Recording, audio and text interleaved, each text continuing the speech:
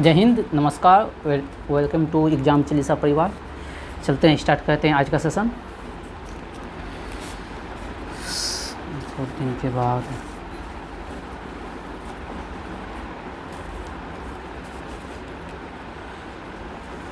चलिए स्टार्ट हो जाइए। चलिए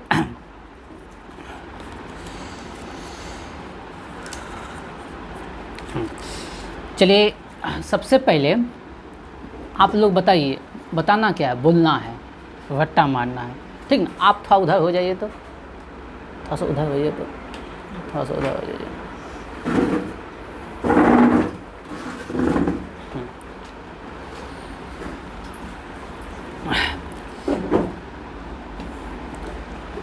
चलिए, परिक्रमण काल जो है ना, सूर्य के सबसे निकट ग्रह कौन है? बुध। बुध, उसके बाद शुक्र, बुध है, शुक्र है, उसके बाद पृथ्वी, उसके बाद मंगल, उसके बाद बृहस्पति, उसके बाद शनि, उसके बाद अरुण, उसके बाद वरुण। तो बुध, तो सूर्य से दूरी है, बेटा लगा, सूर्य से दूरी के अनुसार पहला हो गया बुध, पहला हुआ बुध, बुध के बाद शुक्र, बुध के बाद शुक्र। तो बुध जो है ना, जो पृथ्वी का परिक्रमा करता है 88 दिन में। बुध कितने दिन में करता है? 88 दिन में। बुध कितने दिन में परिक्रमा करता है? 88 दिन में। बुध कितने दिन में करता है? 88 दिन। बुध के बाद हो गया शुक्र, बुध के बाद हो गया शुक्र। 224.7 डे में लगाता है, 224.7 डे में। यानी कि जैसे पृथ्वी पर कितना घंटा होता है? 24 घंटा। और कितना दिन, सॉरी वर्ष कितना? एक वर्ष में कितना? 365 दिन। उसी प्रकार बुध का एक वर्ष होता है 88 दिन का, ठीक ना। बुध का एक वर्ष होता है 88 दिन का। बुध के बाद हुआ शुक्र, शुक्र का एक वर्ष होता है 224.7, बात समझिए, 224.7 डे। तो बुध शुक्र। उसके बाद पृथ्वी, पृथ्वी तो जानबे करते हैं 365। बुध शुक्र पृथ्वी, बुध शुक्र पृथ्वी, बुध शुक्र पृथ्वी। 88, 224.7, 365, 88, 207 और तीसरा हो गया 365। तो 3 को याद हो गया, बुध शुक्र पृथ्वी। उसके बाद मंगल, उसके बाद मंगल, उसके बाद मंगल। तो बुध शुक्र पृथ्वी मंगल, बुध शुक्र पृथ्वी मंगल। तो बुध हो गया 88 दिन, बुध हो गया 88 दिन। शुक्र हो गया 224.7, पृथ्वी हो गया 365 और हो गया मंगल हो गया 687, 687। मंगल हो गया 687, मंगल हो गया 687। उसके बाद बृहस्पति, उसके बाद बृहस्पति 11.8, बृहस्पति हो गया 11.8 वर्ष। यानी बृहस्पति का एक साल जो है ना 11.8 वर्ष में लगता है। इसके पहले वो सब दिन था, इसके पहले क्या था? दिन। ये क्या है? वर्ष। बृहस्पति कितना? बृहस्पति कितना? Brihaspati 11.8 years, Brihaspati 11.8 years. बृहस्पति के बाद क्या आएगा? शनि कितना? शनि का बताइए 29.4 ईयर्स, शनि 29.4 ईयर्स, शनि 29.4। शनि का परिक्रमा करने में कितना दिन लगता है? 29.4 ईयर, 29.4 ईयर, 29.4 ईयर। उसके बाद अरुण हो गया 83.6, अरुण हो गया 83.6, अरुण हो गया 83.6। वरुण हो गया 163 ईयर्स। सब है ईयर्स में। बृहस्पति के बाद सब कौन सी में है? ईयर्स में। और वो सब है दिन में। लगातार लाएंगे तो याद हो जाएगा। बताइए, नेक्स्ट क्वेश्चन है, आँख के रेटिना पर बना प्रतिबिंब कैसा होता है? हाँ, वास्तविक, छोटा और उल्टा। आँख के रेटिना पर कैसा प्रतिबिंब बनता है? वास्तविक, छोटा, उल्टा। लेकिन हमारे आँख में ऐसी क्षमता होती है, समंजन क्षमता होती है, जो प्रतिबिंब को सीधा करके देखा जाता है। आँख में प्रतिबिंब कैसा बनता है? उल्टा। लेकिन देखते हैं कैसा? सीधा, ठीक ना। चलिए एक बार फिर से रिवीजन कर लीजिए। बुध हुआ, उसके बाद शुक्र हुआ, उसके बाद पृथ्वी, उसके बाद मंगल, उसके बाद बृहस्पति, मंगल बृहस्पति, मंगल बृहस्पति, उसके बाद शनि, उसके बाद अरुण, उसके बाद वरुण। बात समझे? ये क्या है? सूर्य के दूरी के अनुसार क्रम है, सूर्य से दूरी के अनुसार क्रम है। कौन सी के अनुसार? सूर्य से दूरी के अनुसार क्रम है, ठीक ना। चलिए, अब सामंजन क्षमता क्या होता है? नेत्र की एक क्षमता होती है सामंजन क्षमता। ऐसी क्षमता, जैसे हम देखो अभी यहाँ नज़दीक देख रहे हैं, फिर ऐसे आँखिया को किए दूर दिखाई दे दिया, तो अपने आप जो है ना आँख की फोकस दूर समायोजित हो। नज़दीक का वस्तु देखना होता है तो नज़दीक देख लेते हैं, और दूर का वस्तु देखना होता है तो दूर देख लेते हैं। कैसे? सामंजन क्षमता के कारण। हमारे आँख ऐसी क्षमता होती है जो हम जब चाहें तो ऐसे नज़दीक किए तो नज़दीक की वस्तु, दूर किए तो दूर की वस्तु। तो अपने आप हमारे सामंजन क्षमता के कारण आँख क्या होता है, समायोजित हो जाता है, ठीक ना। नेत्र की फोकस दूरी अपने आप समायोजित होती है, उसको क्या कहते हैं, सामंजन क्षमता।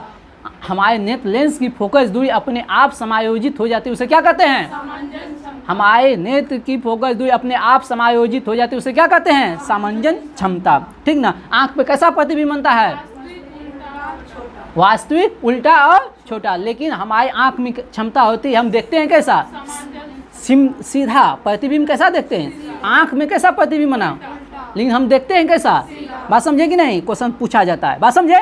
आगे बढ़ें, चलिए। कितने प्रकार के आँख में दोष होता है, 4 प्रकार के दोष होता है। कितने प्रकार के बताइए, निकट, दूर, जरा और बिंदुता। निकट हो गया, निकट दृष्टि दोष, दूर दृष्टि दोष, जरा दृष्टि दोष और अबिंदुकता। बात समझे, अबिंदुकता, बात समझे, 4 गो होता है।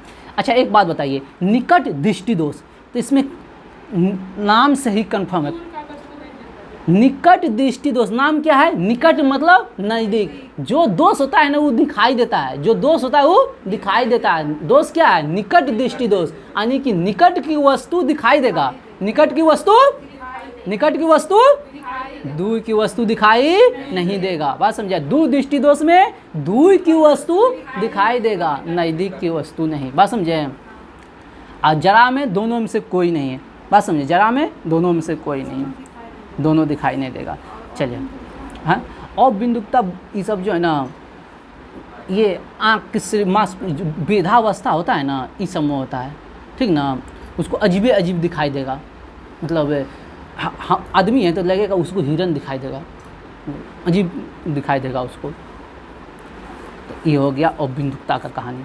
चलिए 4 प्रकार के दोष हो गया, इस डेली लाएंगे इसको, निकट दृष्टि दोष, दूर दृष्टि दोष, जरा दृष्टि दोष और बिंदु दोष। चलिए अच्छा एक बात बताइए, नल जो हम लोग खोलते हैं, फिजिक्स का क्वेश्चन है, किस सिद्धांत पे काम करता है। नल जो खोलते हैं ना वहाँ लगता है बल आघूर्ण। नल का खोलना कौन सा है, बल आघूर्ण। अब बल आघूर्ण बराबर होता है बल गुना आघूर्ण भुजा, बल गुना आघूर्ण गुना। बल आघूर्ण बराबर क्या होता है, बल गुना आघूर्ण भुजा, बल गुना आघूर्ण भुजा। तो बल का एसआई मात्रक क्या होता है, न्यूटन।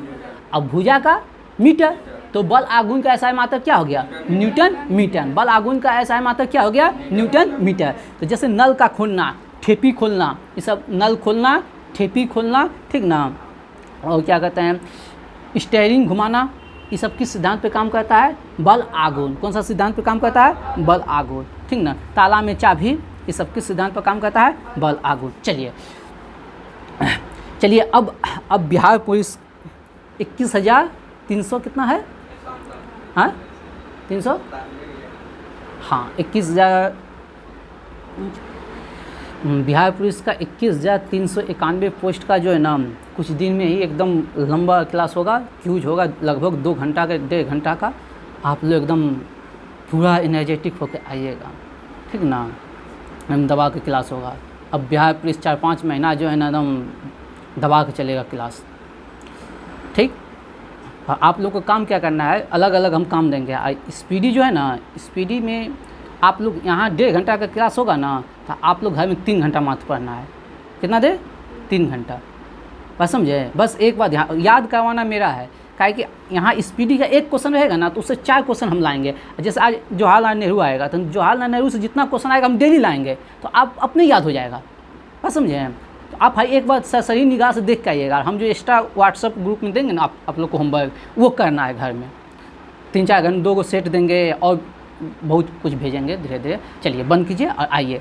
पहला क्वेश्चन है, शताब्दी एक्सप्रेस जो रेलगाड़ी है ना, कौन सा एक्सप्रेस, शताब्दी एक्सप्रेस जो रेलगाड़ी है, किसके जन्म दिवस पर मनाया जाता है, जवाहरलाल नेहरू के जन्म दिवस पर। हमारे प्रथम प्रधानमंत्री, ठीक ना, जवाहरलाल नेहरू।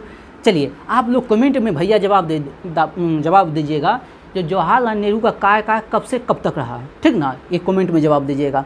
और बहुत दिन के बाद वीडियो बन रहा है, इसके लिए क्षमा चाहते हैं, ठीक ना। अब वीडियो प्रतिदिन आएगा जब तक बिहार पुलिस का एग्ज़ाम नहीं हो जाएगा, ठीक ना।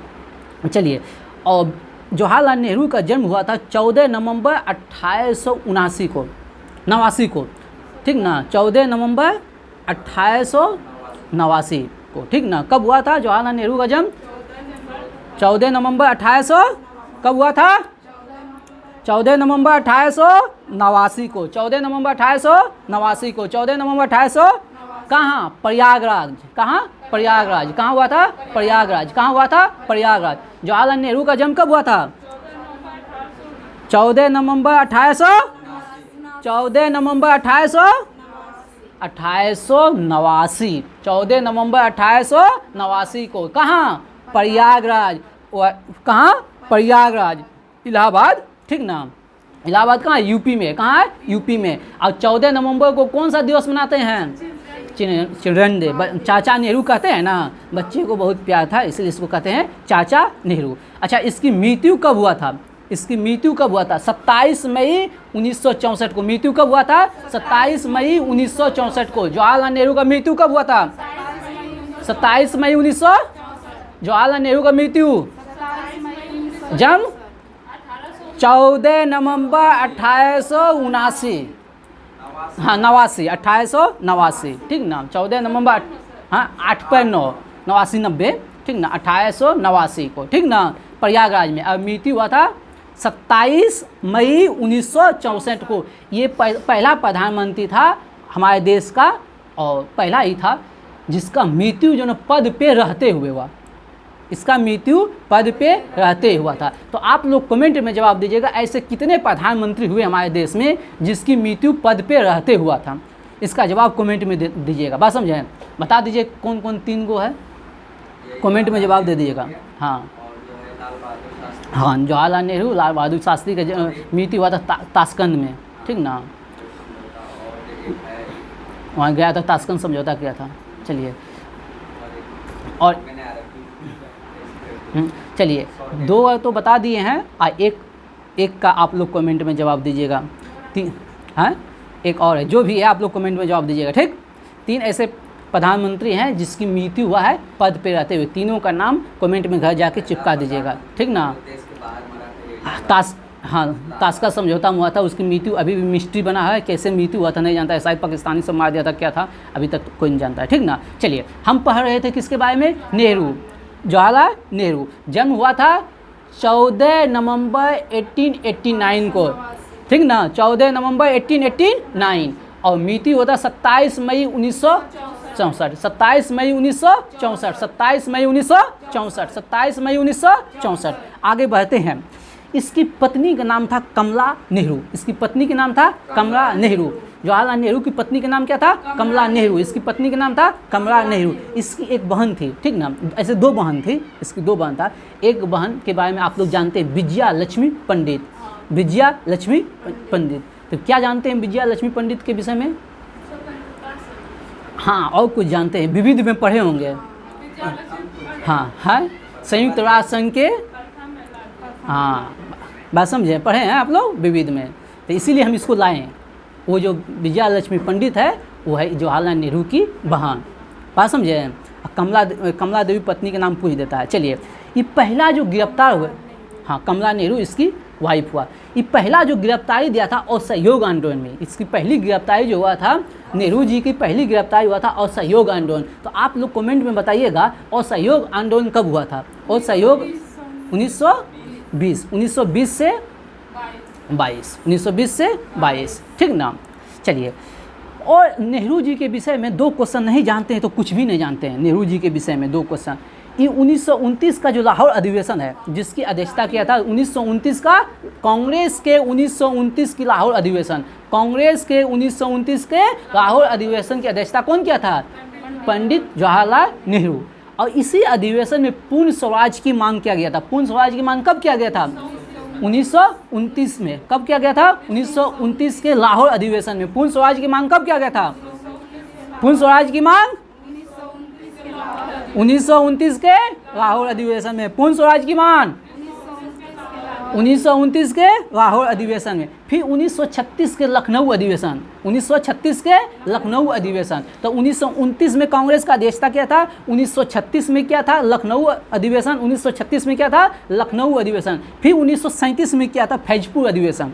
1937 में क्या था, फैजपुर अधिवेशन। तो कितने अधिवेशन की अध्यक्षता किया था, 3। कौन कौन, 1929 लाहौर अधिवेशन, 1929 लाहौर अधिवेशन, 1936 लखनऊ अधिवेशन, 1937 फैजपुर अधिवेशन। तो यहाँ जो क्वेश्चन पूछता है फैजपुर अधिवेशन, गांव में आयोजित प्रथम अधिवेशन था फैजपुर अधिवेशन। गांव में आयोजित प्रथम अधिवेशन कौन था, फैजपुर अधिवेशन। गांव में आयोजित प्रथम अधिवेशन कौन है, गांव में आयोजित प्रथम अधिवेशन, गांव में आयोजित प्रथम अधिवेशन, गांव में आयोजित प्रथम अधिवेशन, गांव में आयोजित प्रथम अधिवेशन।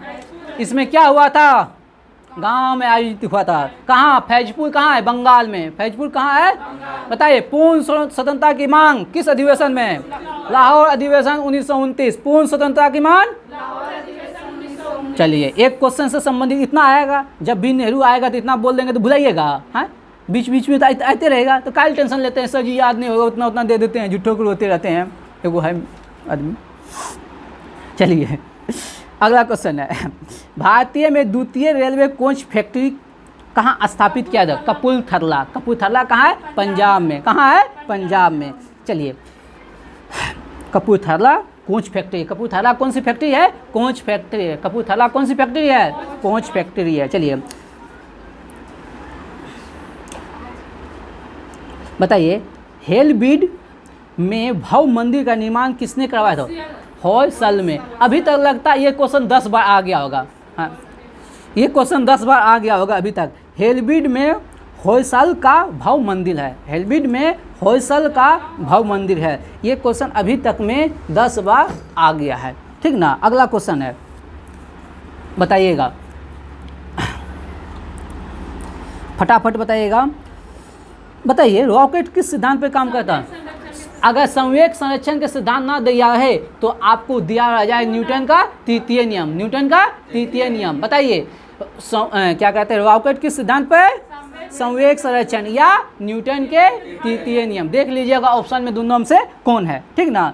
बता, दोनों नहीं मिलेगा, हम बिल्ली है, ठीक है। चलिए, एक ट्रेन टू पाकिस्तान का लेखक कौन है, खुशवंत सिंह। एक ट्रेन टू पाकिस्तान का लेखक कौन है, Khushwant Singh. A train to Pakistan का लेखक कौन है, a train to Pakistan, Khushwant Singh. A train to Pakistan, Khushwant Singh. A train to Pakistan, Khushwant Singh. बताइए, कांग्रेस के अंदर उग्रवादी दल का अग्रणी कौन है। कांग्रेस के अंदर उग्रवादी दल का नेता कौन था। कांग्रेस के अंदर उग्रवादी दल का प्रमुख नेता कौन था, बाल गंगाधर तिलक, लाल बाल पाल, लाल बाल पाल, बाल गंगाधर तिलक, बिपिन चंद्र पाल, लाला लाजपत राय। ये 3 गो था उग्रवादी दल का नेता, ठीक ना। चलिए आगे बढ़े हो। बताइए, एनीमिया रोग जो होता है किसकी कमी से है। एनीमिया रोग होता है, एनीमिया रोग, एनीमिया रोग, एनीमिया रोग। लोहा जो होता है ना, कौन चीज खाने से होता है, हाँ पालक, हरा साग सब्जी, पत्तीदार सब्जी खाने से आयरन की कमी दूर होता है, ठीक ना। चलिए आगे बढ़ते हैं। बताइएगा, चरक जो है ना, कौन, चरक एक राजवेद था। हाँ, राजवेद, वेद मतलब चिकित्सक, आयुर्वेद, ठीक ना। चरक एक संहिता लिखा था, चरक संहिता। क्या था, राजवेद था, वेद था एक, ठीक ना, चिकित्सक था, ठीक ना। चरक एक क्या था, चिकित्सक। तो मुद्दे की बात जानते हैं क्या है, मुद्दे की बात है कि किसके दरबार में था। हाँ, चरक किसके दरबार में,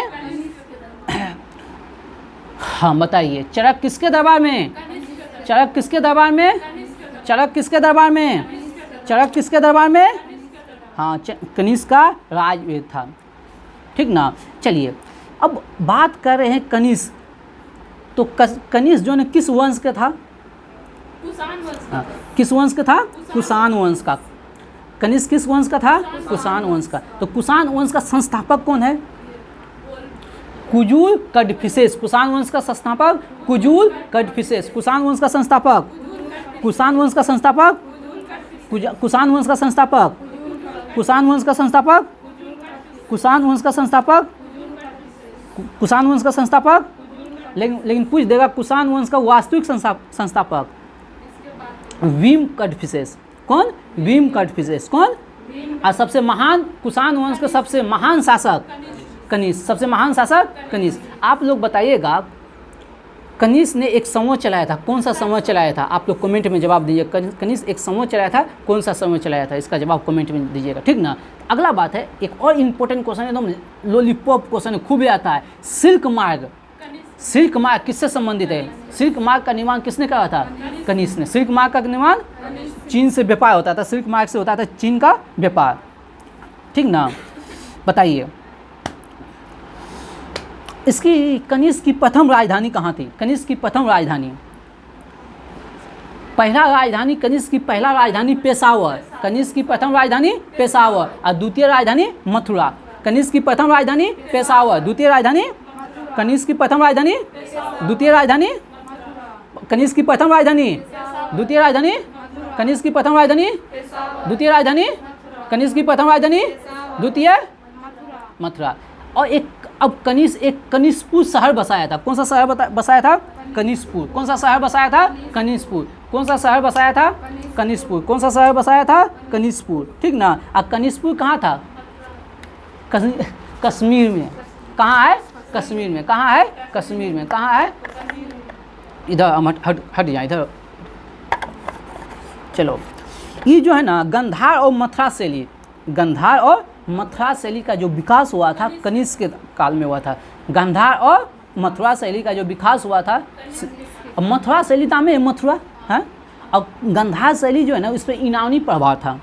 मतलब गंधार शैली जो है वो भारतीय और यूनानी का मिश्रण है। भारतीय और यूनानी का मिश्रण है। भारतीय और यूनानी का क्या है? मिश्रण है। कौन सा शैली? गंधार शैली। भारतीय और यूनानी का मिश्रण है। कौन सा शैली? भारतीय और यूनानी का मिश्रण है। कौन सा शैली? और गंधार शैली का विकास किसके काल में? गंधार शैली का विकास किसके काल में? और मथुरा शैली का, बात समझे, प्रथम राजधानी, द्वितीय, कौन सा संवत? हाँ, शक संवत। कौन सा संवत? चलो तुम लोग बोलिए इधर यहीं कमेंट में, जवाब कौन देगा बताइए। अशक खत्म हो गया पानी, देखिए अच्छा काम किए आप लोग। चलिए नेक्स्ट क्वेश्चन की ओर चलें, आगे बढ़ें। बोलिए, फिर से बोलिए। चलिए,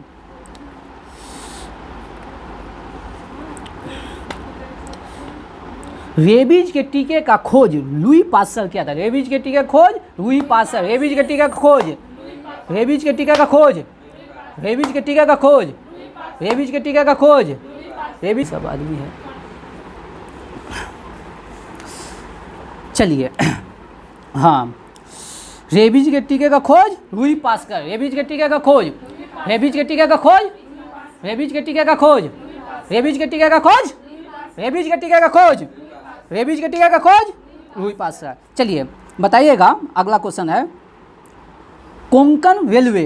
कोंकण रेलवे, कोंकण रेलवे बताइए पूर्वी घाट या पश्चिमी घाट, किस घाट में पहले कोंकण रेलवे? नहीं, पश्चिमी घाट में है। कोंकण रेलवे किस घाट में है? किसको किसको? गोवा से मंगलोर। कोंकण रेलवे गोवा से मंगलोर। कोंकण रेलवे अब मालाबार तट, केरल के तट को मालाबार तट कहते हैं। केरल के तट को मालाबार तट कहते हैं। केरल के तट को।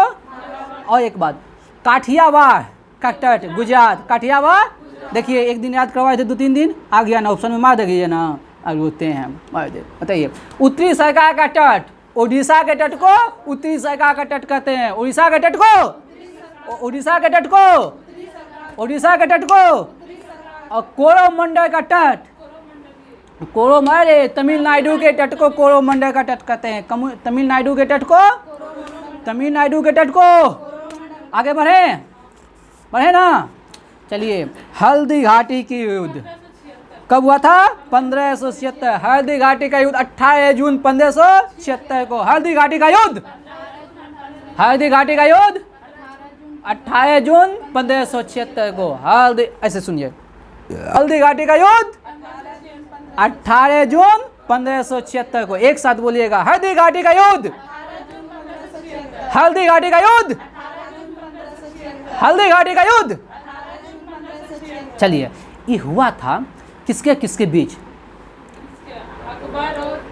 अकबर और महाराणा प्रताप। किसके बीच हुआ था? अकबर और महाराणा प्रताप। मुद्दे की बात ये नहीं है, बिहार पुलिस में तो पूछ देगा इतने का, हल्दी घाटी का युद्ध कब हुआ था? तनिका दरोगा में जाएगा तो किसके किसके बीच हुआ था? आऊ तनिका दरोगा कहेगा अच्छा 2 स्टार लगवाना है बबुआ रे, बताओ राणा संघा की तरफ से कौन लड़ा था? राणा की संघा की तरफ से उसका सेनापति कौन था? तो बोलिएगा हकीम खां। कौन था? हकीम खां। राणा संघा की तरफ से कौन लड़ा था? हकीम खां। राणा संघा की तरफ से कौन लड़ा था? राणा संघा की तरफ से कौन लड़ा था? और अकबर की तरफ से कौन लड़ा था? मान सिंह और आसफ खान। मान सिंह और आसफ खान। मान सिंह और आसफ खान। मान सिंह और आसफ खान। देखिए, मान सिंह राजपूत था। मान सिंह आज राजपूत से ये वैवाहिक संबंध स्थापित किया था। अरे यहाँ जो है ना, हाँ तो राणा प्रताप और अकबर के बीच हुआ था। किसके बीच हुआ था? राणा प्रताप और अकबर। राणा प्रताप की ओर से कौन? हकीम खान। राणा प्रताप की ओर से, राणा प्रताप की ओर से, और अकबर की तरफ से मान सिंह और आसफ खान। कौन? मान सिंह आसफ खान। कौन? हाँ, चलिए, वाह, बहुत अच्छा, आप लोग को तहे दिल से शुक्रिया। चलिए आगे बढ़ते हैं। बताइएगा, सबसे लंबी तटीय रेखा वाला राज गुजरात। सबसे लंबी तट रेखा वाला राज्य कौन है? तट रेखा मतलब समझते हैं, समुद्र के किनारे जो एरिया है ना, सबसे ज़्यादा किसके पास है? गुजरात के पास। और गुजरात ऐसे है, ये जो लिखते हैं ना उल्टा, ये उस तरह का है, तो उसका सबसे तट रेखा की लंबाई सबसे ज़्यादा है किसके पास? गुजरात के पास। तट रेखा की लंबाई सबसे ज़्यादा किसका है? गुजरात। लेकिन बोल देंगे देश में सर्वाधिक तट रेखा वाला देश कौन सा है? सर्वाधिक तट रेखा वाला देश कौन सा है? तो आप लोग बोलिएगा कनाडा। कौन है? कनाडा। सर्वाधिक तट रेखा वाला देश कौन सा है? कनाडा। बात समझे? और गुजरात के तट रेखा की लंबाई है 1214 किलोमीटर। गुजरात के तट रेखा की लंबाई कितना है? गुजरात के तट रेखा की लंबाई कितना है? लेकिन बोल देगा, राज नहीं बोलेगा, सिर्फ बोलेगा सर्वाधिक तट रेखा भारत में किसका है? भारत में सर्वाधिक तट रेखा किसका है? राज नहीं बोलेगा, तब अंडमान निकोबार। किसका हो जाएगा? अंडमान निकोबार। 1962 किलोमीटर है। कितना है? लेकिन ये क्वेश्चन अभी तक नहीं पूछा है, अभी तक पूछता है वही सर्वाधिक तट रेखा वाला राज्य कौन सा है। तो क्वेश्चन पढ़ने के पहले थोड़ा ध्यान दे दीजिएगा। बात समझे कि नहीं समझे? हाँ, अब मुख्य भूमि की तट रेखा की लंबाई कितनी है? मुख्य भूमि के तट रेखा की लंबाई, मुख्य भूमि के तट रेखा की लंबाई कितना है? 6100 किलोमीटर। कहाँ से हो जाएगा? गुजरात से लेके नीचे आएंगे तमिलनाडु, फिर यहाँ से चल जाएंगे बंगाल तक। ये पूरा तट रेखा की लंबाई कितना है? 6100। कितना है? 6100। और द्वीपों को सम्मिलित कर लेंगे, अगर द्वीपों को सम्मिलित कर लें, जितना द्वीप है, जैसे लक्षद्वीप है और अंडमान निकोबार है, दोनों द्वीप को सम्मिलित कर लें तो 7516 किलोमीटर है। द्वीप सहित तट रेखा की लंबाई कितना? 7516। द्वीप सहित तट रेखा की लंबाई कितना? 7516। द्वीप सहित तट रेखा की लंबाई कितना? द्वीप सहित तट रेखा की लंबाई कितना? द्वीप सहित तट रेखा की लंबाई, द्वीप सहित तट रेखा की लंबाई, द्वीप सहित तट रेखा की लंबाई, द्वीप सहित तट रेखा की लंबाई, मुख्य भूमि की तट रेखा की लंबाई, मुख्य भूमि के तट रेखा की लंबाई, मुख्य भूमि के तट रेखा की लंबाई, सर्वाधिक तट रेखा वाला राज्य। और ऐसे बोलेगा तो राज और यूटी मिला के, यानी कि राज और केंद्र शासित प्रदेश मिला के सर्वाधिक तट रेखा किसका है? अंडमान निकोबार का। ठीक ना? चलिए, अब भारत की स्थल सीमा की लंबाई कितना है? भारत के स्थल सीमा की लंबाई कितना है? 15,200 किलोमीटर। स्थल सीमा की लंबाई, स्थल सीमा की लंबाई, स्थल सीमा की लंबाई, स्थल सीमा की लंबाई। ए बबुआ साहब, एक बात बताएं, हाँ बताएं, सुनने के लिए तैयार हैं? सब सर्वाधिक तट रेखा वाला राज्य कौन सा? हाँ, बोल देगा भारत की सर्वाधिक तट रेखा वाला राज्य और केंद्र शासित प्रदेश कौन है? अंडमान निकोबार नहीं, लक्षद्वीप, सॉरी अंडमान, हाँ अंडमान निकोबार। लेकिन मुख्य भूमि की तट रेखा की लंबाई कितनी, मुख्य भूमि की तट रेखा की लंबाई कितना, 6100 किलोमीटर, कितना 6100। लेकिन पूछ देंगे द्वीप सहित तट रेखा की लंबाई कितना, 7516, कितना कितना 7516, कितना किलोमीटर, 7516, कितना किलोमीटर। लेकिन पूछ देंगे स्थल सीमा की कुल लंबाई कितना, 200, 15200, कितना है 15200। याद हुआ, हाँ बोलिए सही चलिए आगे बढ़ते हैं, आप फंस जाइएगा तब हम बोलेंगे कुछ। चलिए एफी टावर कहाँ है, एफी टावर कहाँ है, Eiffel tower Paris France, Paris France. Eiffel tower कहाँ है, पेरिस फ्रांस। गनवन में देखते हैं ना भोजपुरी ना, हाँ गिफ्ट करवा देता है एफी टावर। चलिए अगला है राजा अच्युत राय के शासनकाल में एक पुर्तगाली यात्री आया था। राजा अच्युत राय के शासनकाल में एक पुर्तगाली यात्री आया था, उसका नाम कौन था, नुनीज। कौन था, नुनीज।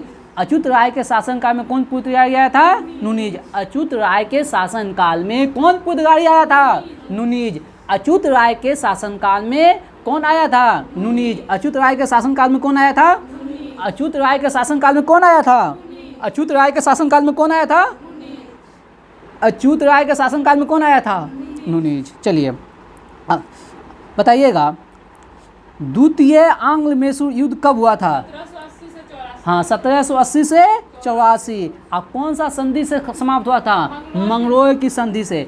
आंग्ल मैसूर युद्ध 4 गो हुआ था। आंग्ल मैसूर युद्ध को गो हुआ था, आंग्ल मैसूर युद्ध को गो पहला हुआ था 1767 से 1769। पहला हुआ था 1767 से 1769, पहला हुआ था 1770 से 1769। दूसरा हुआ था 1780 से 84, दूसरा हुआ था 1780 से 84। तीसरा हुआ था 1792, तीसरा हुआ था 1792। चौथा हुआ था 1799, चौथा हुआ था 1799। तो को युद्ध हुआ था, कितना युद्ध, कितना युद्ध, पहला 1767 से 1769 पहला युद्ध। आंग्ल मैसूर 4 युद्ध, आंग्ल मैसूर कितने युद्ध, 4। पहला हुआ था 1767 से 1769, पहला हुआ था 1767 से 1769। दूसरा हुआ था 1780 से 84, दूसरा हुआ था 1780 से 84, दूसरा हुआ था 1780 से 84। तीसरा हुआ था 1792, तीसरा हुआ था 1792, तीसरा हुआ था 1792। चौथा हुआ था 1799, चौथा हुआ था 1799। यहाँ से दरोगा में क्वेश्चन पूछा है, यहाँ से दरोगा में क्वेश्चन पूछा है। 3 संधि हुआ था, को संधि हुआ था 3। पहला संधि हुआ था 1767 से 69 में हुआ था मद्रास की संधि। कौन सा संधि, मद्रास की। 80 से 84 में जो समाप्त हुआ था मंगलोर की संधि। कौन सा संधि, मंगलोर की संधि। और 1792 में जो था श्रीरंगपट्टम की संधि। कौन सा, MMS, याद रखिएगा MMS, ठीक ना। मद्रास मंगलोर श्रीरंगपट्टम, मद्रास मंगलोर श्रीरंगपट्टम, मद्रास मंगलोर श्रीरंगपट्टम, मद्रास मंगलोर श्रीरंगपट्टम, मद्रास मंगलोर श्रीरंगपट्टम। 1767 से 69 छोटा है तो मद्रास 3 अंक, मंगलोर 80 से 84 बड़ा है, और फिर 1792 श्रीरंगपट्टम उससे भी बड़ा है। बात समझे हम। और 1799 में तो विलय की कर लिया, जीत ही लिया। बात समझे हम। याद हुआ। एक बार आप लोग अपने से बोल दीजिएगा प्यार से। 1767 से 69 मद्रास की संधि, हाँ 80 से 84 मंगलोर की संधि, 92 श्रीरंगपट्टम। जानते हैं इतना बोलते बोलते आप लोग थक जाते हैं, जैसे उसको बोले ये बीच में आप लोग तरीका सुस्त आराम कर लीजिए, ये फायदा है। सच्चो बोल रहे हैं, आप लोग को ट्रिक भी दे रहे हैं सुस्ताने का। अब नहीं लीजिएगा तो क्या बताएं हम फिर। चलिए अगला क्वेश्चन है, चिपको आंदोलन किस राज्य में चलाया गया था, उत्तर प्रदेश। आप लोग कमेंट में जवाब दीजिएगा चिपको आंदोलन का नेता कौन था। चलिए हम नहीं सुने, आप लोग कमेंट में जवाब दीजिएगा। देश में पहला मोबाइल बैंक कहाँ स्थापित किया गया था, देश मध्य प्रदेश में। देश में पहला मोबाइल बैंक मध्य प्रदेश ने।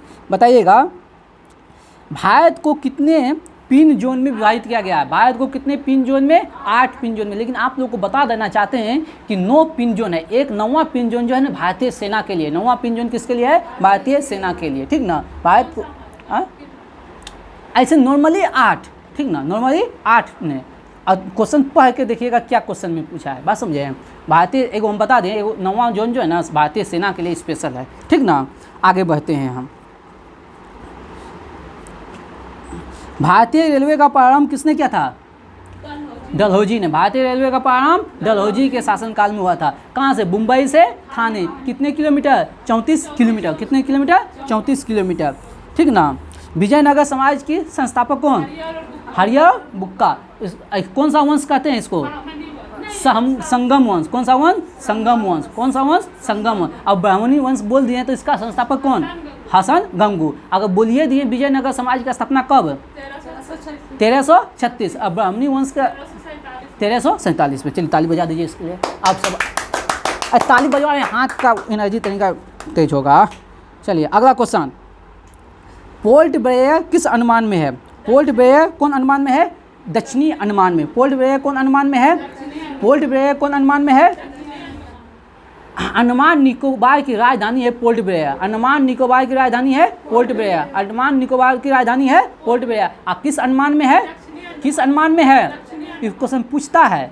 पोर्ट ब्लेयर किस अनुमान में है? पोर्ट ब्लेयर किस अनुमान में है? पोर्ट ब्लेयर किस अनुमान में है? पोर्ट ब्लेयर किस अनुमान में है? पोर्ट ब्लेयर किस अनुमान में है? पोर्ट ब्लेयर किस अनुमान में है? तो यहाँ से जब अंडमान निकोबार द्वीप समूह पढ़ें और एक क्वेश्चन नहीं पढ़ें तो जुर्म हो जाएगा। 10 डिग्री चैनल किसको अलग कहता है? लघु अंडमान और ग्रेट निकोबार का, सॉरी कार निकोबार। लघु अंडमान और कार निकोबार। 10 डिग्री चैनल लघु अंडमान और कार निकोबार। 10 डिग्री चैनल लघु अंडमान कार निकोबार। 10 डिग्री चैनल लघु अंडमान कार निकोबार। 10 डिग्री चैनल लघु Andaman Car Nicobar. 10 degree channel 10 degree channel नहीं सुने, जोर से बोलिए। हाँ, 10 डिग्री चैनल लघु अंडमान कार निकोबार। 10 डिग्री चैनल लघु अंडमान कार निकोबार। भारत का सबसे दक्षिणतम बिंदु कौन है? भारत का सबसे दक्षिणतम बिंदु जो है ना ग्रेट निकोबार। कौन है? कन्याकुमारी हुई भूमि का, ऐसे हो गया इंदिरा पॉइंट ग्रेट निकोबार में। कहाँ है? कार निकोबार है ना, उसके नीचे आइएगा ना तो ग्रेट निकोबार है। कार निकोबार के नीचे कौन है? ग्रेट निकोबार। बात समझिए, कौन है? ग्रेट निकोबार। सबसे दक्षिणतम बिंदु कौन है? ग्रेट निकोबार, ठीक ना। अब वहाँ से नीचे आइएगा तो सुमित्रा आइलैंड है। इंडोनेशिया का कौन है? सुमित्रा। तो 6 डिग्री चैनल जो है ना ग्रेट निकोबार और सुमित्रा को अलग करता है। 6 डिग्री चैनल ग्रेट निकोबार और सुमित्रा को। 10 डिग्री चैनल ग्रेट निकोबार और सुमित्रा को। 10 डिग्री चैनल ग्रेट निकोबार और सुमित्रा को अलग करता है, याद रखिएगा, ठीक ना। चलिए अगला क्वेश्चन है, बताइए बाबरी मस्जिद का जो ढांचा जो है ना गिराया गया था, बाबरी मस्जिद का जो ढांचा गिराया गया था, इसके जांच के लिए एक कमीशन गठित किया गया था। कौन सा कमीशन गठित किया गया था? बाबरी मस्जिद के जांच के लिए कौन सा कमीशन का गठन? लिब्राहम आयोग। कौन सा आयोग? लिब्राहम आयोग, ठीक ना। बाबरी मस्जिद के जांच के लिए कौन सा आयोग? लिब्राहम आयोग। बाबरी मस्जिद के जांच के लिए, बाबरी मस्जिद के जांच के लिए, बाबरी मस्जिद के जांच के लिए, बाबरी मस्जिद के जांच के लिए आप लोग को हम क्या करेंगे जानते हैं? पढ़ने का आदत बनवा देंगे, बैठने का आदत, पट्टा मारने का आदत, ठीक ना। एकदम अभी तो 1 घंटा में आप लोग का हालत खराब है, लेकिन ये चलेगा 3 घंटा तक। हम ऐसे ही जख तक बैठ जाएंगे, बक बक करते रहेंगे। और आप लोग सब घर से खाना पीना आइएगा और आधा गोल ज़्यादा लेके आइएगा मेरे लिए भी, ठीक। तब मालदह छुआ के बोलिएगा तब तो। चलिए, असहयोग आंदोलन जो वापस लिया गया था किस हत्याकांड के बाद? तो यहाँ से क्वेश्चन पूछता है चोरी चोरा हत्याकांड जो है ना कब हुआ था? 5 फरवरी 1900 कब हुआ था? कब हुआ था? 5 फरवरी 1922 को। इसमें क्या हुआ था जानते हैं? थाना में आग लगा दिया था और 22 पुलिस वाले जो है ना जल के राख हो गया था। इसी के लिए जो है ना गांधी जी ने बोला कि ना असहयोग आंदोलन को वापस ले लो, ठीक ना। असहयोग आंदोलन को वापस ले लो, ठीक ना। और इसके तहत गांधी जी को, और इसका फैसला जो लिया था ना, असहयोग आंदोलन वापस लेने का जो फैसला लिया था वो 12 फरवरी 1922 को बारदोली में हुए बैठक में लिया था। ये घटना कब हुआ था? 5 फरवरी 1922 को। लेकिन आंदोलन को वापस कब लिया गया? 12 फरवरी 1922 को बारदोरी में हुए बैठक में फैसला लिया गया, ठीक ना। कहाँ बैठक हुआ था? बारदोरी में, ठीक ना। और गांधी जी को गिरफ्तार कर लिया 10 मई 1922 को, ठीक ना। 10 मई 1922 को गांधी जी को गिरफ्तार कर लिया गया, 6 साल के लिए जो ना सजा दिया गया। कितने साल के लिए? 6 साल के लिए। ये अलग बात है, 6 साल से पहले ही छोड़ देता है गांधी जी को, ठीक ना। चलिए, कम्युनल अवार्ड की घोषणा किसके द्वारा किया गया था? मैकडोनाल्ड के द्वारा। कम्युनल अवार्ड की घोषणा किसके द्वारा किया गया था? Ramsay McDonald. कम्युनल अवार्ड की घोषणा रेमजे मैकडोनाल्ड। ये रेमजे मैकडोनाल्ड कौन था पता है? इंग्लैंड का प्रधानमंत्री था। रेमजे मैकडोनाल्ड कौन था? और कम्युनल अवार्ड कब हुआ था? कम्युनल अवार्ड कब हुआ था? 16 अगस्त 1932 को। कम्युनल अवार्ड कब हुआ था? कम्युनल अवार्ड कब हुआ था? कम्युनल अवार्ड कब हुआ था? कम्युनल अवार्ड कब हुआ था? कम्युनल अवार्ड कब हुआ था? 16 अगस्त 1932 को। कम्युनल अवार्ड कब हुआ था? 1932 को। कम्युनल अवार्ड कब हुआ था? कम्युनल अवार्ड कब हुआ था? कम्युनल अवार्ड कब हुआ था? 16 अगस्त 1932 से। लेकिन जानते हैं क्वेश्चन वहाँ यहाँ याद रखेगा, कम्युनल अवार्ड कब? 1932 को। कम्युनल अवार्ड कब? 1932 को। ये किससे संबंधित है? नहीं जी, ये जो संबंधित है दलितों के पृथक निर्वाचन से। किससे संबंधित है? दलितों के पृथक निर्वाचन से। किससे संबंधित है? दलितों के पृथक निर्वाचन से। किससे संबंधित है? दलितों के पृथक निर्वाचन से। किससे संबंधित है? दलितों के पृथक निर्वाचन से। किससे संबंधित है? आप लोग ऐसे सुनिएगा ना, हैं तो हम सुनने से ही आप लोग को आधा हम काम कर देंगे, बस समझे। इससे संबंधित को अब ऐसे हाँ ना है, सबको रेडीमेड चलेगा। हाँ चलिए, हो गया। अब समझिए ये कम्युनल अवार्ड कब क्यों हुआ था बबुआ हो? 1932 में हुआ था। कम्युनल अवार्ड कब हुआ था? 1932 में। किसके लिए? दलितों के पृथक निर्वाचन के लिए हुआ था। तो इसी के संबंध में जो है ना पूना एक समझौता हुआ था। कौन सा समझौता हुआ था? पूना समझौता 22 सितंबर 1932 को। पूना समझौता 1932 को हुआ था। अब ये क्वेश्चन पूछता है पूना समझौता किसके किसके बीच हुआ था? हाँ, भीमराव अंबेडकर और महात्मा गांधी के बीच। महात्मा गांधी जानते हैं ये मतलब ये जो हुआ रेमजे मैकडोनाल्ड जो किया दलितों के लिए पृथक निर्वाचन के लिए, इसके लिए वो जेल में जो है हड़ताल पे बैठ गया था। महात्मा गांधी जेल में हड़ताल पे बैठ गया था, ठीक ना। तो मालवीय जी, चक्रवर्ती राजगोपालाचारी, राजेंद्र प्रसाद, इस सब के सहयोग से दोनों के बीच बैठक हुआ, सम्मेलन हुआ, पूना सम्मेलन, ठीक ना, गांधी और अंबेडकर के बीच। बोला ना ऐसा नहीं होना चाहिए, दलितों के लिए पृथक निर्वाचन नहीं होना चाहिए। इसके लिए मुसलमान के लिए तो पृथक निर्वाचन हो ही गया था। अब दलित बोलेगा तो आप दलितों के लिए पृथक निर्वाचन, यानी कि दलित का नेता चुनेगा दलित, मुस्लिम का नेता चुनेगा मुस्लिम, और हिंदू का चुनेगा हिंदू। तो ऐसा ही 3 गो देश बन गया, बात समझे, बढ़ गया। तो गांधी जी मतलब क्या कहते हैं धरना पर बैठा, और दलितों का नेता कौन था? अंबेडकर जी, और दोनों में समझौता हुआ, ठीक ना। और तो इसके लिए बोला कि नहीं आप लोग ऐसा नहीं कीजिए, आप लोग को आरक्षण दिया जाएगा, आप लोग को आरक्षण दिया जाएगा। तो विधान, हाँ विधान में जो है 71 सीट, हाँ 32 में हुआ था। तो उसके लिए विधानमंडल में 71 सीट की जगह 147 सीट आरक्षित किया गया। विधानमंडल में पहले 71 सीट था, उसके जगह 147 सीट का आरक्षण हुआ, ठीक ना। और केंद्रीय विधानमंडल में 18% सीट का आरक्षण हुआ। कितना? 18% सीटों का आरक्षण हुआ। जो अभी लोकसभा राज्यसभा होता है ना, उसी समय 1932 में, अंग्रेजों के समय, बस समझे। तो ये सब है। अब पढ़िएगा तो ऐसे कहेगा आरक्षण खराब है, ये है। अब आदमी हिस्ट्री पढ़बे न कहता है, कहेगा हिस्ट्री टफ चीज़ है, काहे के लिए पढ़िएगा, तो पता ही नहीं चलता है। व्हाट्सएप यूनिवर्सिटी में ज्ञान देने लगता है बिना पढ़े लिखे।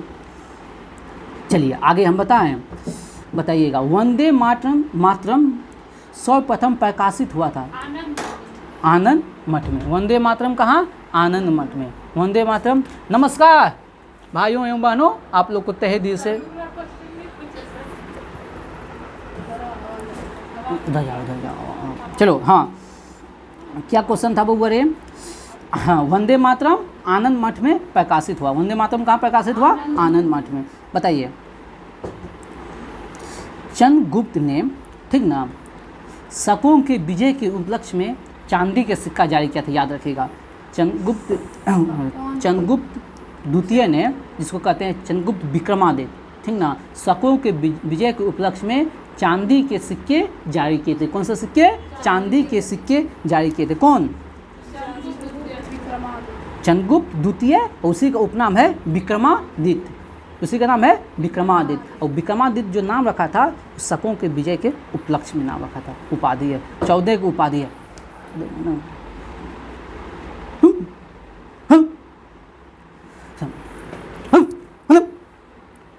अगला क्वेश्चन है, चंद्रगुप्त द्वितीय के दरबार में आया था फहियान। चंद्रगुप्त द्वितीय के दरबार में कौन आया था? फहियान। चंद्रगुप्त द्वितीय के दरबार में कौन आया था? फहियान। फहियान जो आया था 399 से 414 ईस्वी तक, 399 से 414 ईस्वी तक, यानी कितने साल रहा था? 15 साल। कितने साल रहा था? 15 साल। और इसकी रचना है फायुकी, इसकी रचना है फायुकी, इसकी रचना है फायुकी। तो इसकी रचना में क्या होगा? भारत के बारे में बताया होगा, गुप्त वंश के बारे में बताया होगा। किसके बारे में बताया होगा? गुप्त वंश के बारे में, ठीक ना। और चलिए, ये जो है ना चंद्रगुप्त विक्रमादित्य, चंद्रगुप्त द्वितीय सुन सकते हैं ना, हाँ, चंद्रगुप्त द्वितीय जिसको कहते हैं विक्रमादित्य, ये कौन सा धर्म अपनाता था? कि वैष्णव धर्म अपनाया था। कौन सा धर्म? वैष्णव धर्म। कौन सा धर्म? वैष्णव धर्म। है रे, तू कष्ट काहे दे दे, चलो, कौन सा धर्म? वैष्णव धर्म। और ये एक उपाधि धारण किया था परम भागवत की। कौन सा उपाधि धारण किया था? परम भागवत को। विक्रमादित्य यानी चंद्रगुप्त द्वितीय कौन सा उपाधि धारण किया था? परम भागवत। परम भागवत की उपाधि क्यों? वैष्णव धर्म को अपनाया था इसलिए उपाधि धारण किया परम भागवत। वैष्णव धर्म को अपनाया इसलिए उपाधि धारण किया परम भागवत। वैष्णव धर्म को अपनाया इसलिए उपाधि, वैष्णव धर्म को अपनाया इसलिए उपाधि परम भागवत। और इसकी पुत्री था प्रभावती। इसकी पुत्री कौन? यहू गजब काम। जैसे अकबर वैवाहिक संबंध अपनाया था, अब बिंबिसार वैवाहिक संबंध अपनाया था, और ही जो है ना, और ही भी वैवाहिक संबंध अपनाया था। कौन? चंद्रगुप्त द्वितीय। अपनी बेटी का जो ना विवाह, अपनी बेटी प्रभावती का विवाह करवाया था वकावट शासक से करवा दिया था। वकावट के जो शासक था ना उससे करवाया था, रुद्रसेन द्वितीय से, ठीक ना। अपनी पुत्री प्रभावती का विवाह वकाटक के शासक रुद्रसेन द्वितीय से करवाया था। किससे करवाया था? रुद्रसेन द्वितीय से, ठीक ना। और एक चंद्रगुप्त द्वितीय से संबंधित एक अभिलेख है महरोरी अभिलेख। कौन सा? महरोरी अभिलेख, जिसमें चंद्रगुप्त द्वितीय को कहा है चंद्र। क्या कहा है? चंद्रगुप्त द्वितीय को क्या कहा है? चंद्र। चंद्रगुप्त द्वितीय को क्या कहा है? चंद्र कहा है महरोरी स्तंभ लेख में, ठीक ना। तो दिल्ली के इनका है। समझे बात? समझे कि नहीं समझे? हैं बस यहाँ जा रहा है सब, ये महादेव उठब महाराज। बताइए, मनसबदारी प्रथा का संबंध किससे है? हाँ, सेन व्यवस्था से। मनसबदारी जो है ना सेन व्यवस्था से है। हाँ, तो मनसबदारी प्रथा को शुरू किसने किया था? अकबर ने। कब किया था? 1574। मनसबदारी प्रथा 1574। मनसबदारी प्रथा, मनसबदारी प्रथा, मनसबदारी प्रथा, उधर मत देखो, आँख फूट जाएगा। मनसबदारी प्रथा, मनसबदारी प्रथा, मनसबदारी प्रथा, मनसबदारी प्रथा, मनसबदारी प्रथा, मनसबदारी प्रथा, मनसबदारी प्रथा, ठीक ना। ये सेना के मतलब दशमलव प्रणाली पे आधारित था। और मनसबदारों की सूची जो रखता था उसको कहते थे मीर बख्शी। मनसबदारों की जो सूची रखता था कौन? मीर बख्शी। मनसबदारों की जो सूची रखता था उसको क्या कहते थे? मनसबदारों की जो सूची रखता था उसको क्या कहते थे? मनसबदारों की जो सूची रखता था उसको क्या कहते हैं? मीर बख्शी। और जहांगीर जो है ना, जहांगीर जो है, अब मनसबदार में घोड़ा वोड़ा रखना होता था, ठीक ना। मनसबदार में क्या रखना होता था? घोड़ा। और जो घोड़ा रखता था ना उसको दे देता था जागीर, ज़मीन दे देता था। लो, ये गांव का ज़मीन तुम रखो, हमको इतना घोड़ा रख के, इतना घोड़ा तैयार कर रखो, इतना सैनिक रखो। और उसमें एक व्यवस्था ला दिया था जात और भात, जहांगीर ने, ठीक ना। मनसबदारों में जात और भात ऐसे कहीं कहीं बुक अकबर ही लिख देता है, लेकिन इसका राइट आंसर है जहांगीर, ठीक ना।